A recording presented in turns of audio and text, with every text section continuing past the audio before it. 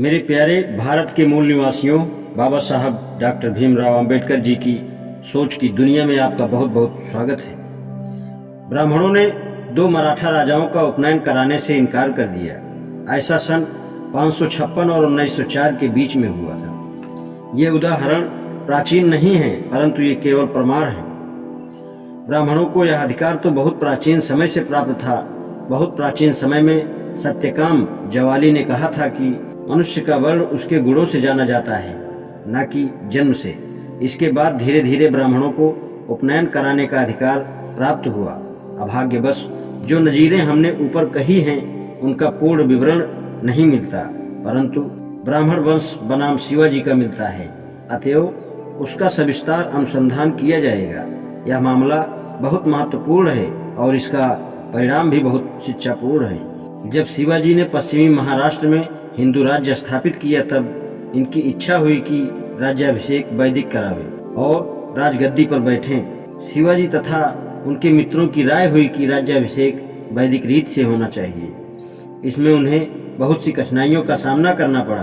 पहली कठिनाई यह कि राज्याभिषेक होना या न होना ब्राह्मण की इच्छा पर निर्भर है, क्योंकि सिवाय ब्राह्मण के और कोई राज्याभिषेक कराने का अधिकारी नहीं था। यह भी ज्ञात हुआ कि राज्याभिषेक केवल क्षत्रिय का ही हो सकता है।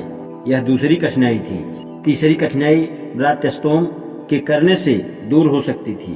प्रश्न यह उठा कि क्या शिवाजी क्षत्रिय हैं? शिवाजी अपने को क्षत्रिय बताते थे, परंतु बहुतों ने, विशेषकर ब्राह्मणों ने इसका विरोध किया। विरोधी ब्राह्मणों का सरगना शिवाजी का प्रधानमंत्री मोरोपंत पिंगले था। शिवाजी के मराठा सरदारों ने भी समाज की दृष्टि से उनका प्रभुत्व नहीं माना। यद्यपि ये सरदार शिवाजी के अनुयायी थे, तथापि समाज की दृष्टि से वे शिवाजी को अपने ऊपर रखने को तैयार न थे। उन्होंने भोज में मोहित निम्बालकर तथा घोरपदे के मुकाबले में एक भोसले को उच्चासन देने का विरोध किया। शिवाजी ने बनारस के ब्राह्मण द्वारा राज्याभिषेक कराने का परामर्श अपने मंत्री बालाजी आवजी और चिटनिस अपनी माता जीजामाई और भगवती भवानी से किया। ये सब इस परामर्श के अनुकूल थे। महाराष्ट्र का इतिहास पृष्ठ 244। परंतु जो लोग शिवाजी के विरुद्ध थे वे शिवाजी को शूद्र बताते थे। समाज में यह दृढ़ विश्वास था कि कलयुग में क्षत्रिय नहीं थे, इसलिए शिवाजी का उपनयन नहीं हुआ था और इसलिए शिवाजी को लोग क्षत्रिय मानने को तैयार नहीं थे। सौभाग्यवश बनारस के प्रसिद्ध पंडित घाघ भट्ट शिवाजी के पक्ष में हो गए और उन्होंने 6 जून 1674 को रायगढ़ पर भ्रातृस्तोम वैदिक रीत से उपनयन कराकर राज्याभिषेक कराया। कुछ ब्राह्मण शिवाजी का राज्याभिषेक पौराणिक रीत से कराने को तैयार थे। एक रॉयल एशियाटिक सोसाइटी में अब भी है।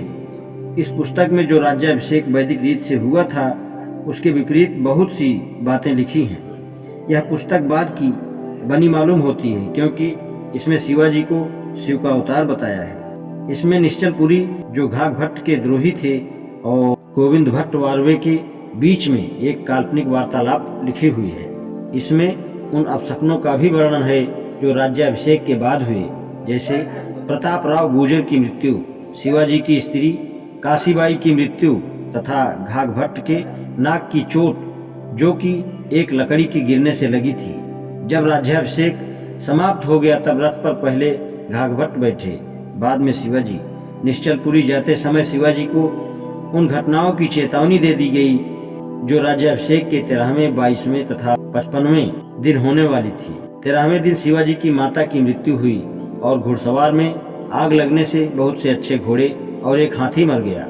इन घटनाओं को देखकर शिवाजी ने निश्चलपुरी को बुलाया और फिर से तांत्रिक रीत से राज्याभिषेक कराया। Shivaji the founder of Maratha Swaraj, पृष्ठ 252 से 253। शिवाजी के राज्याभिषेक की कथा कई बातों को सिद्ध करती है। राज्याभिषेक कराने का अधिकार केवल ब्राह्मण को है और कोई ब्राह्मण को राज्याभिषेक कराने पर बाध्य नहीं कर सकता। शिवाजी स्वतंत्र राज्य के सम्राट थे और अपने को छत्रपति महाराज कहते थे। चाहे बहुत से ब्राह्मण उनकी प्रजा थी, परंतु वे किसी को राज्याभिषेक कराने पर बाध्य नहीं कर सकते थे। राज्याभिषेक केवल ब्राह्मण द्वारा कराया हुआ ही मान्य है, अन्य वर्णों का नहीं। शिवाजी की यह हिम्मत नहीं हुई कि ब्राह्मण के अतिरिक्त किसी और से राज्याभिषेक कराते, क्योंकि ऐसा कराने पर उसका कोई अर्थ न होता। किसी हिंदू का वर्ण निश्चय करने का अधिकार केवल ब्राह्मण को है। शिवाजी क्षत्रिय सिद्ध करने के लिए बालाजी आवाजी मेवाड़ से एक वंशावली लाए, जिससे यह सिद्ध होता था कि शिवाजी सिसोदिया वंश के थे। सिसोदिया क्षत्रिय माने जाते थे। मेवाड़ के सिसोदिया वंश का महाव दो कारण से था। ये लोग रामचंद्र जी के पुत्र लव के वंशज थे और इन लोगों ने मुगलों को अपनी लड़की देने से इनकार कर दिया था। यह कहा जाता है कि वंशावली कृत्रिम थी, जो कि केवल उसी अवसर के लिए बनाई गई थी। यदि यह मान भी लिया जाए कि शिवाजी सिसोदिया वंश के थे, तो क्या सिसोदिया क्षत्रिय थे, सिसोदिया राजपूत थे? यह बात निश्चित नहीं है कि राजपूत क्षत्रिय थे। एक सिद्धांत यह है कि राजपूत होड़ों में से थे जो राजपूताने में बस गए थे। बौद्ध धर्म को दबाने के लिए ब्राह्मणों ने इनको विशेष अग्नि संस्कार से क्षत्रिय का पद दिया और ये अग्निकुल वंशी कहलाए। इस विषय में कुछ विद्वानों का मत उद्धत किया जाता है। विंसेंट स्मिथ ने कहा है कि अब यह बात अच्छे प्रमाण पर सिद्ध है कि बाहरी लोग राजपूताना और उत्तरी गंगा की घाटी में आ बसे थे। वे स्थानीय राजाओं से लड़कर सर्वथा नष्ट नहीं हो गए थे। कुछ तो मर गए, परंतु शेष स्थानीय लोगों में घुल मिल गए। वे शकों की भांति हिंदू धर्म तथा समाज में मिलजुल कर हिंदू हो गए। उत्तर के बहुत से राजपूत वंश उन जंगली जातियों से निकले जो 5वीं और 6वीं शताब्दी में भारतवर्ष आए। इसी प्रकार दक्षिण में गोड, भार, खरवार इत्यादि, चंदेल, राठौर, गहरवार इत्यादि कहलाए। ये लोग अपने को सूर्य और चंद्र वंश में उत्पन्न बतलाते हैं। विलियम क्रुक का कहना है कि हाल के अनुसंधान ने राजपूतों के आदि का पता लगाया। वैदिक क्षत्रिय और राजपूतों में बड़ा अंतर है।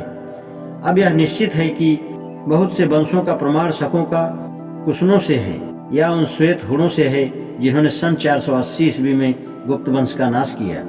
गुर्जर जाति ने हिंदू धर्म को अपनाया और उसमें से बहुत से उच्च राजपूत वंश निकले। जब ये लोग ब्राह्मणों का प्रभुत्व मानने लगे तो उनका रामायण और महाभारत के नायकों से जोड़ दिया गया। इस प्रकार राजपूतों का इतिहास बना और उनका कल्पित प्रारंभ सूर्य और चंद्र से बताया गया। इस प्रकार बाहर की जंगली जातियां क्षत्रित्व को प्राप्त हुई।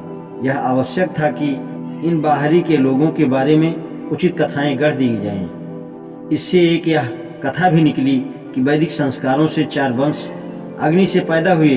उन्होंने बौद्ध धर्म को दबाने में ब्राह्मणों का साथ दिया। ये 4 अग्निकुल परमार, परिहार, चालुक्य और चौहान कहलाए। Doctor D.R. भंडारकर का भी यह मत है कि राजपूत गुर्जरों के वंशज और गुर्जर बाहरी थे। यद्यपि वैद्य महोदय ने अपनी पुस्तक के पृष्ठ 10 पर इन मतों के खंडन करने की चेष्टा की है, परंतु वैद्य का मत संतोषजनक नहीं है। जो ब्राह्मण राज्याभिषेक कराते थे वे इस बात से अनभिज्ञ नहीं हो सकते थे कि राजपूत क्षत्रिय नहीं है। यदि इस बात को वे नहीं जानते थे तो कम से कम इस प्रसिद्ध सिद्धांत को अवश्य जानते होंगे कि कलयुग में कोई क्षत्रिय नहीं है। परंतु ब्राह्मण लोग सिद्धांतों के कायल न थे। जैसा समय होता था वैसा सिद्धांत बना लेते थे। ब्राह्मण के सिद्धांत कैथोलिक पादरियों की तरह बिका करते थे। घाघभट्ट का मत रुपये पर निर्भर था। कितना रुपया घाघभट्ट और अन्य ब्राह्मणों को मिला था, यह बात श्री वैद्य के निम्नलिखित विवरण से जाहिर होती है। शिवाजी फाउंडर ऑफ मराठा स्वराज पृष्ठ 248 से 252। प्रत्येक मंत्री को 1 लाख हान। शिवाजी अपने दोनों लड़के संभाजी और राजा राम का उपनयन वैदिक रीत से अपने सामने ही करा गए थे। शिवाजी के पौत्र साहू का भी ब्राह्मण लोग कुछ बिगाड़ ना सके, क्योंकि उस समय ब्राह्मणों का अधिकार पूर्ण न था। ज्यों ही राज्याधिकार ब्राह्मण पेशुओं के हाथ में आया उन्होंने रंग बदला। राम जी राजे साहू का पुत्र जो उस समय नाबालिग था, उसका उपनयन हुआ या नहीं निश्चित नहीं है, परंतु द्वितीय साहू का उपनयन तो पौराणिक रीत से हुआ। राव बहादुर डोंगरे कृत सिद्धांत विजय से यह प्रतीत हुआ कि द्वितीय साहू को शूद्र माना जाता था। यह नहीं मालूम हुआ कि द्वितीय साहू के पुत्र प्रताप सिंह का उपनयन हुआ या नहीं। एक बात निश्चित है कि सांगली के कायस्थों के बारे में फैसला देते हुए कारवीर के शंकराचार्य ने इस प्रकार लिखा है, कलयुग में क्षत्रिय नहीं रहे। न शिवाजी, न संभाजी, न साहू जी क्षत्रिय थे। यह असली फैसले में नहीं है। बात को सांगली के ब्राह्मण राजा ने यह बात फैशन में अंकित करा दी। प्रताप सिंह ने 1803 में ब्राह्मणों की एक सभा सतारा में बुलाई और उस सभा ने प्रताप सिंह के पक्ष में फैसला दिया। इससे प्रताप सिंह शूद्रत्व से बच गए। इस प्रकार ब्राह्मणों को शिवाजी की एक शाखा के बारे में हार माननी पड़ी। अब उन्होंने दूसरी शाखा पर, जो कि कोल्हापुर में थी, आपेक्ष करना आरंभ किया। कोल्हापुर के राजा बाबा साहब महाराज का पुरोहित रघुनाथ शास्त्री पार्वते सब संस्कार पौराणिक रीत से करने लगा। बाबा साहब सन 1886 में मर गए। सन 1886 से 1894 तक सब राजा नाबालिग थे। उस जमाने में महलों के संस्कार कैसे हुए इसका पता नहीं है। सन 1902 में साहू महाराज ने वैदिक संस्कार होने की आज्ञा दी, परंतु पुरोहितों ने पौराणिक रीत से करना स्वीकार किया, वैदिक रीत से नहीं। इसका तात्पर्य यह निकला कि वे राजा को शूद्र मानते थे, क्षत्रिय नहीं। इस मामले में कारबीर मठ के शंकराचार्य ने क्या किया, यह बात वर्णनीय है। शंकराचार्य का एक चेला ब्रह्मनालकर था।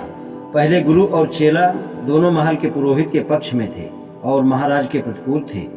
बाद में चेला महाराज के पक्ष में हो गया और राजा को क्षत्रिय कबूल किया। गुरु ने चेले को निकाल दिया। बाद में राजा ने अपना शंकराचार्य बनाया, जिसका नाम डॉक्टर कुर्तकोटि था, परंतु वह भी राजा के विरुद्ध हो गया। शिवाजी क्षत्रिय मान लिए गए। उनके वंशज अन्य वर्ण के नहीं हो सकते थे, तथापि ब्राह्मणों ने उनके वंशज को शूद्र करार दिया। यह इसलिए हुआ कि ब्राह्मण यह समझते थे कि वे जिसे चाहें क्षत्रिय तथा जिसे चाहें शूद्र बना दें, चाहे वह शूद्र को क्षत्रिय और क्षत्रिय को शूद्र बता दें। यह कथा केवल महाराष्ट्र की उद्धत की गई है, परंतु यह सिद्धांत संपूर्ण देश में प्रचलित है। उपनयन कराने का अधिकार केवल ब्राह्मणों को है।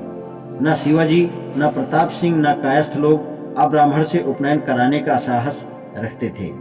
एक बार कायस्थ द्वारा उपनयन कराने का प्रस्ताव पास किया, परंतु वह प्रस्ताव ही रह गया। ब्राह्मण जिसका चाहे उपनयन कराए, जिसका चाहे न कराए, अर्थात जिसको चाहे उपनयन का अधिकारी समझे, जिसको चाहे न समझे। ब्राह्मण द्वारा उपनयन रुपया देकर कराया जा सकता है, जैसे शिवाजी ने घाघभट्ट को अधिक दक्षिणा देकर कराया था। ब्राह्मण द्वारा उपनयन से इनकार केवल धार्मिक कारणों से नहीं किया जा सकता, राजनैतिक कारणों से भी इनकार हो सकता है। ब्राह्मणों ने कायस्थों का उपनयन करने से इनकार राजनैतिक कारणों से किया। यदि कोई ब्राह्मण उपनयन कराने से इनकार कर दे तो इसकी अपील केवल विद्वत परिषद में हो सकती है और विद्वत परिषद के सभासद केवल ब्राह्मण हो सकते हैं। उपरोक्त विवाद से यह स्पष्ट है कि ब्राह्मण जिसका चाहे उसका उपनयन करावे। यह अधिकार ब्राह्मणों ने शूद्रों के खिलाफ प्रयोग किया, उनका उपनयन कराने से इनकार कर दिया। इससे धीरे धीरे उनका पतन हो गया। आज इतना ही, शेषकाल। धन्यवाद।